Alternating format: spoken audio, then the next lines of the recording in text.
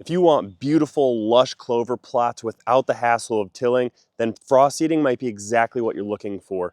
In this video, we're going to walk through the pros and the cons, as well as walk through best practices and mistakes to avoid to make sure you maximize the results that you get in your food plots. If you guys like videos like this, make sure you like this video and subscribe to my channel. So what exactly is frost seeding?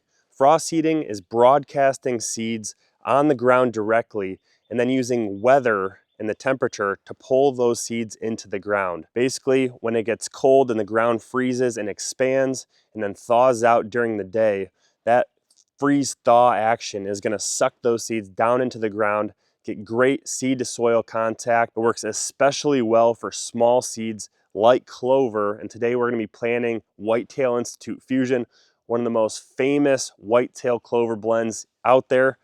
And we're going to basically add to this existing plot to make it that much better for the fall. So the big key to all of this is timing. You don't want to frost seed too early when there's still snow and ice on the ground, because sometimes that snow melt will wash the seed right off of your plot, and then it's going to end up in a ditch somewhere. You're not even going to get the benefit of the frost seeding. On the other hand, this is more of the end of the frost seeding time frame. When it's getting kind of warm in the day, it's getting into the mid 60s some days, but it's still in freezing temperatures a lot of the nights. It's getting into the mid 20s several days within the next week and a half. So I'm planting now to avoid as much of this wash off as possible, get that seed sucked into the ground to hopefully get some really good results.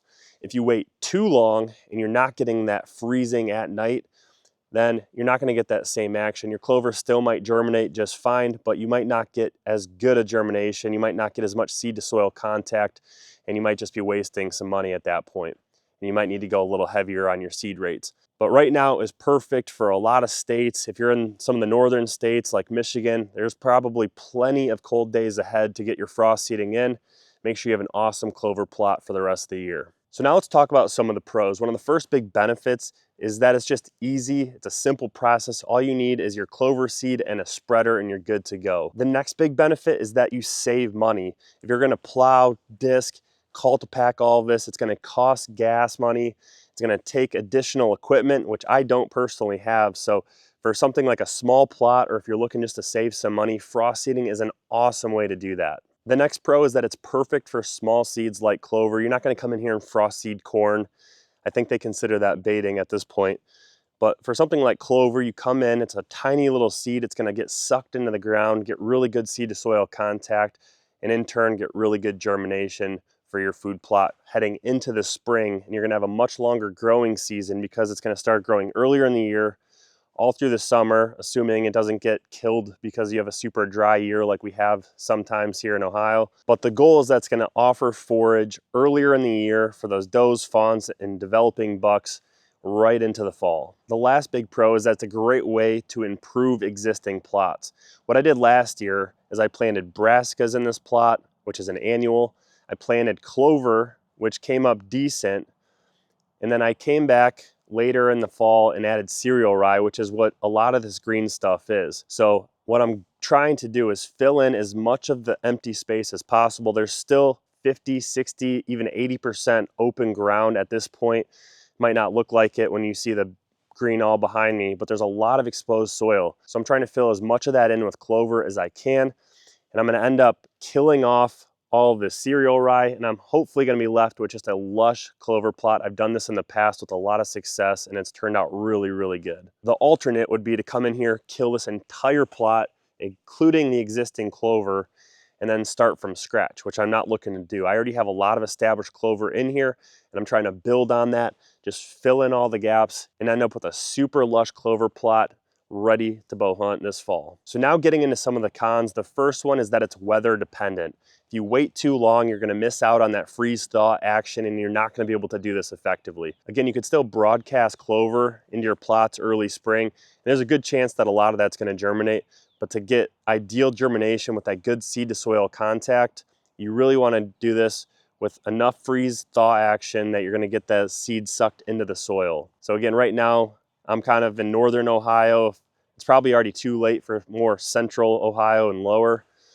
But my guess is through April, you're going to get plenty of freezes, and that is going to expand the soil. You're going to get good seed to soil contact. The next con is that it's really only effective for smaller seeds. You could maybe do this with some larger seeds, but the smaller the seed, the better, because it's going to get in all those little cracks and crevices and get that good contact that we need. So the fusion that we're planting today, it's a mix of annual and perennial clovers. It's got some chicory in there, and all of that should get good germination and come up. So I'm not sure that's even a con. There's just certain seeds that it works better for. And then the last big con is that if you don't have sufficient weed suppression, if you haven't prepped a food plot already, you're not going to get that great of result. I'm a little worried trying to plant this into this existing rye stand.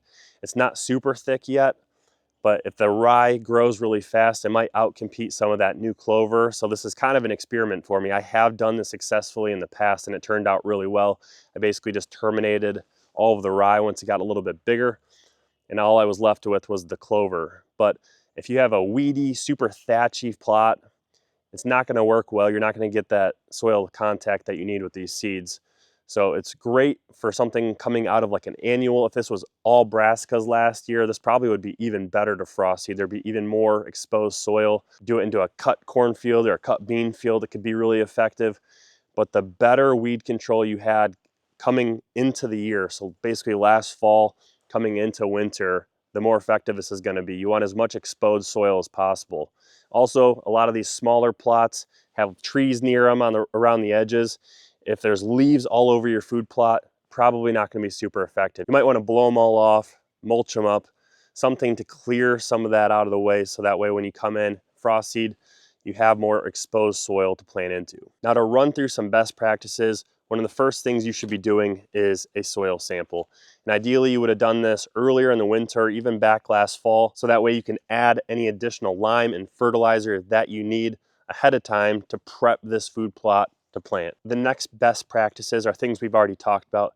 Make sure you nail the timing, make sure you have plenty of freeze and thaw days ahead of you before you frost seed, and then make sure you're going to get good seed to soil contact. Make sure there's not too much thatch or too many leaves on the ground, so when you do spread that seed, it's actually going to hit the ground so it can get sucked into that soil instead of landing on top of a leaf. The last best practice is just to make sure you nail your seed rate. Clover can be pretty tricky because it's such a small seed, so you might buy a bag and broadcast all of it and run out before you even get halfway through your plot. But for a brand new stand, you want to have about 6 pounds per acre.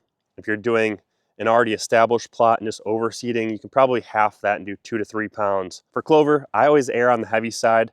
So even in this established plot, I'll probably end up doing 5 or 6 pounds. Unlike planting something like brassicas, too much clover seed really isn't going to hurt you. They're not going to outcompete each other.